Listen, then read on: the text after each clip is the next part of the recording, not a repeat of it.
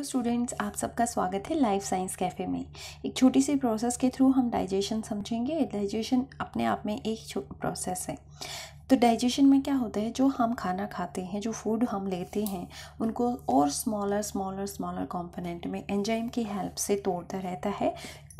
तब तक तोड़ता रहता है जब तक कि हम उसे अपनी सेल्स में अब्जॉर्ब ना कर सकें और बॉडी में एसिमिलेट ना कर सकें।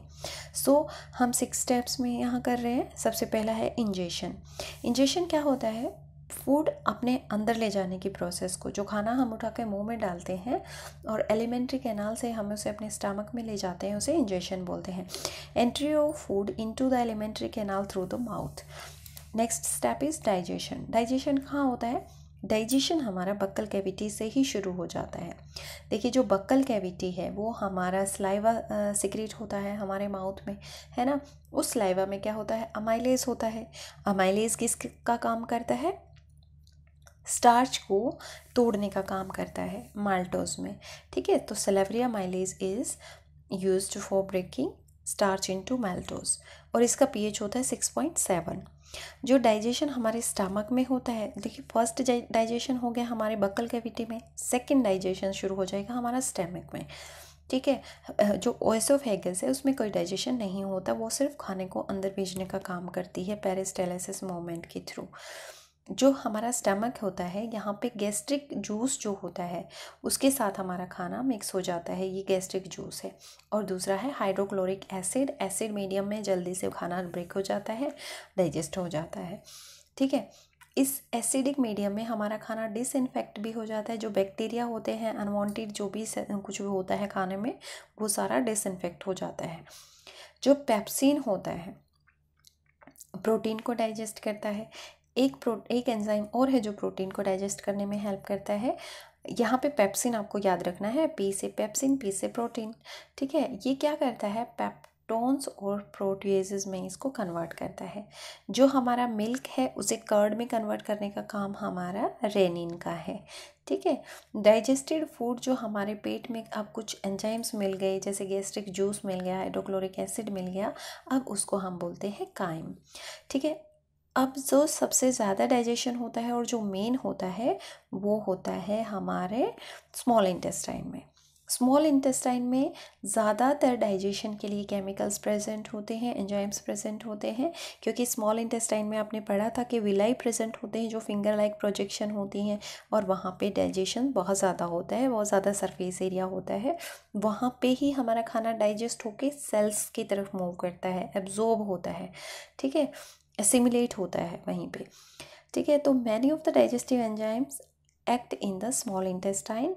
और इसमें कौन कौन से एंजाइम सिक्रेट होते हैं? पेनक्रियाज से सिक्रेट होता है, लीवर से, स्मॉल इंटेस्टाइन, पेनक्रियाटिक डक्ट की थ्रू स्मॉल इंटेस्टाइन में ये आ जाते हैं। देखिए, अब जो पेनक्रियाज है वो क्या करता है? वो बाइल सिक्रेट करता है, वो फैट के ऊपर काम करता है, बाइल जूस, ठीक है, और फैट को ग्लोब्यूल्स में कन्वर्ट कर देता है। उसके बाद क्या होता है, यहाँ पे और भी सारे एंजाइम होते हैं, उनको पढ़ते हैं। देखिए, ट्रिप्सिन जो होता है, ट्रिप्सिन वो प्रोटीन पे काम करता है, प्रोटीन को पेप्टाइड्स में कन्वर्ट करता है। उससे पहले हमने कौन सा पढ़ा था? पी से शुरू होता है, प्रोटीन पे काम करता है, ठीक है। मैं आपको दिखा देती हूँ। पी से जो हमारा एंजाइम था, पेप्सिन था। ये देखिए, पेप्सिन भी प्रोटीन पे काम करता है और यहाँ पे ट्रिप्सिन भी काम करता है, ठीक है। और ये पेप्टाइड को अमाइनो एसिड में भी डाइजेस्ट करवाता है, ठीक है। पेप्टाइड डाइजेस्ट होकर फिर अमाइनो एसिड में कन्वर्ट हो जाते हैं। फिर अमाइलेज है, वो भी स्टार्च पे काम करता है, सिंपल शुगर में तोड़ देता है। एक लाइपेज है, वो फैटी एसिड्स को और ग्लिसरॉल को बनाता है, फैट को डाइजेस्ट करके। इस तरह से कह सकते हैं, फैट को कन्वर्ट करता है फैटी एसिड और ग्लिसरॉल में, ठीक है। इलम है, कंप्लीट डाइजेशन होता है फूड का। इलम क्या है? ये हमारे स्मॉल इंटेस्टाइन का एक पार्ट है। अब बात आती है एब्जॉर्प्शन की। इतने सारे एंजाइम्स काम कर चुके हैं। एक एंजाइम हमारे सलाइवरी अमाइलेज में था, है ना, सलाइवरी अमाइलेज एक एंजाइम था। फिर हमारे स्टमक में हाइड्रोक्लोरिक एसिड और वो काम कर रहे थे। और फिर हमारे स्मॉल इंटेस्टाइन में तो सबसे ज़्यादा एंजाइम्स थे। तो इतना सब डाइजेशन होने के बाद अब बारी आती है एब्जॉर्प्शन की। जो डाइजेस्टेड फूड है वो एब्जॉर्ब हो जाता है स्मॉल इंटेस्टाइन में। इसका मतलब ये है कि वो पास होता है स्मॉल इंटेस्टाइन की वॉल से हमारे ब्लड स्ट्रीम में, हमारे जो खून की प्रक्रिया है, खून बहता है वहाँ पे। ठीक है, ये एक्टिव प्रोसेस भी हो सकती है, पैसिव भी हो सकती है और फैसिलिटेटेड ट्रांसपोर्ट फैसिलिटी भी हो सकती है। क्योंकि जब भी कोई चीज़ हमारी सेल्स के अंदर जाती है तो मेम्ब्रेन के थ्रू क्रॉस होती है, तो वहाँ पे एक्टिव डिफ्यूज़न, पैसिव डिफ्यूज़न और फैसिलिटेटेड डिफ्यूज़न आपने पढ़ा होगा, है ना। अगर नहीं पढ़ा है तो आप मुझे कमेंट में बता दें।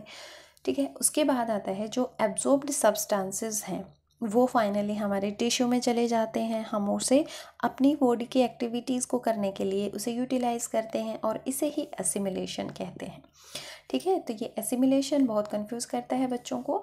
आप शॉर्ट में ये भी लिख सकते हैं, absorb substances finally reach the tissue and we utilise these substances for our activities, body activities।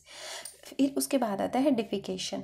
Defecation से पहले मैं आपको बता दूं, जो एब्जॉर्ब हो गया वो उसके बाद आता है स्मॉल इंटेस्टाइन में। स्मॉल इंटेस्टाइन के बाद आता है लार्ज इंटेस्टाइन में। लार्ज इंटेस्टाइन में हमारा जो अनडाइजेस्टेड फूड है वो चला जाता है और वहाँ पे जो सॉल्ट है या फिर वाटर है वो एब्जॉर्ब हो जाता है।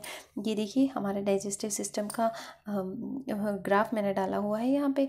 ऑरल कैविटी से ऑसोफेगस के थ्रू और हमारे पेनक्रियाज में कौन कौन से, हमारे स्टमक में कौन कौन से एंजाइम्स होते हैं। देखिए पेनक्रियाटिक डक्ट के थ्रू यहाँ से लीवर है, लीवर और पेनक्रियाज है। गॉल ब्लैडर भी आपको कहीं दिखाई देगा। इस तरह से जो वो ये होते हैं हमारे एंडोक्राइन ग्लैंड्स होते हैं, ये सीक्रेट करते हैं। और आपको अगर आप स्टार्टिंग में पढ़ रहे हैं तो आपको पता होना चाहिए कि पॉलीमर्स क्या होते हैं, मोनोमर्स क्या होते हैं। मोनोमर वो यूनिट होती हैं जो जॉइन करके जो बनाती हैं वो पॉलीमर हो जाता है। ठीक है, दो या दो से ज़्यादा यूनिट से मिलकर जो बना होता है वो पॉलीमर होता है। जैसे कार्बोहाइड्रेट किससे बना होता है, ग्लूकोज, ग्लूकोज, ग्लूकोज, तो एक ही तरह की यूनिट्स होती हैं। लिपिड्स को अगर हम तोड़ेंगे तो फैटी एसिड, ग्लिसरॉल बनता है। तो हम कह सकते हैं लिपिड के मोनोमर्स क्या हैं, फैटी एसिड और ग्लिसरॉल। प्रोटीन के मोनोमर्स क्या हैं, अमाइनो एसिड्स। बहुत सारे अमाइनो एसिड्स को अगर हम जोड़ दें तो हमें प्रोटीन मिलेगा। उसके बाद ये टेबल आपकी बहुत काम की हो सकती है। इसमें आप देखें जो हार्मोन है गैस्ट्रिन और कोलेसिस्टोकाइनिन, सिक्रेटिन और GIP, गैस्ट्रिक इनहिबिटरी प्रोटीन, ये हमें पता होना चाहिए कहाँ से ओरिजिन होता है। सपोज मैं एक हार्मोन आपको बता देती हूँ, उसके बाद जो आपका काम का है वो आप उसे लिख सकते हैं, याद कर सकते हैं। देखिए गैस्ट्रिन जो होता है वो स्टमक में बनता है। ठीक है, इसको स्टिमुलेट कौन करता है, जब खाना हमारे पेट में आ जाता है तो गैस्ट्रिन सिक्रेशन शुरू हो जाती है। खाने में क्या होना चाहिए, प्रोटीन होना चाहिए, कैफीन होना चाहिए, स्पाइसेस, अल्कोहल, ये सब होता है तो हमारा गैस्ट्रिन शुरू हो जाता है। अब गैस्ट्रिन का काम क्या है, ये स्टिमुलेट करता है स्टमक के एसिड्स को, एंजाइम को। स्टिमुलेट मतलब उनको शुरू करता है, उनको चालू करता है कि एंजाइम्स आप सिक्रेट हो जाओ, स्टमक में एसिड सिक्रेट हो जाओ, इस तरह से। एक और देख लेते हैं, स्मॉल इंटेस्टाइन में ये सारे ही हैं सीसी के सपोज स्मॉल इंटेस्टाइन में रिलीज़ होता है, लेकिन कब होता है, जब हमारे खाने में फैट और प्रोटीन प्रेजेंट होते हैं। ठीक है, तो क्या होता है, स्टिमुलेट करता है ये सीसी के जो है हमारे पेनक्रियाज और लीवर को स्टिमुलेट करता है for protein and fat digestion, हाँ, ताकि हमारे प्रोटीन और फैट है वो डाइजेशन उनका हो सके। तो ये था हमारे डाइजेशन के प्रोसेस में, इतना ही होता है बस। अगर आपको समझ नहीं आया है फिर भी तो आप एक बार अपने टीचर की नोटबुक से जो लिखवाया हुआ है उससे आप देखें, या फिर गूगल सर्च कर लें, या फिर किसी एक स्पेसिफिक हार्मोन में आपको कन्फ्यूज़न हो सकता है वो भी आप गूगल से, नहीं तो आप कमेंट कर सकते हैं। जो व्यूवर्स हैं बाकी के वो आपको रिप्लाई करेंगे, मैं तो करूँगी ही साथ में। आपके एग्ज़ाम्स के लिए शुभकामनाएँ। Stay at home, stay safe.